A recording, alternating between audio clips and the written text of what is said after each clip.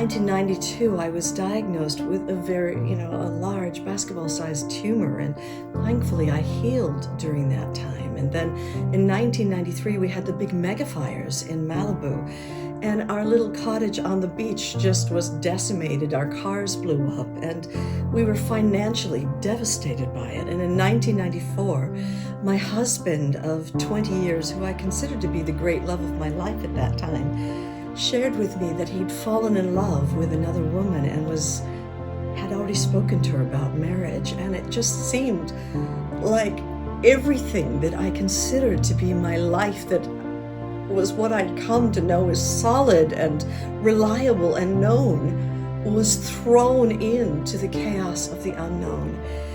And someone gave me a greeting card, and there was an allegory on that greeting card. And it said, one man, one night, he had a dream. And in that dream, he met with God. And he looked back through the course of his life, and there were two sets of footprints in the sand, his and God's.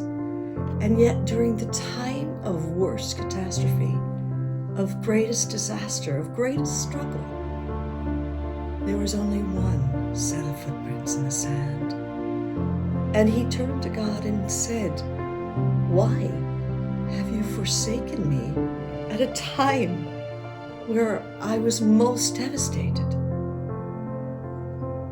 And the divine answered, "That is when I carried you."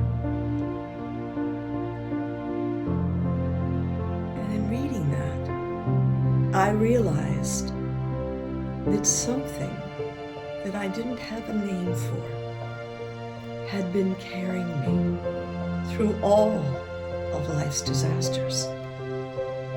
And that something, that invisible presence, was the only thing I could surrender to. And I fell into trust of life.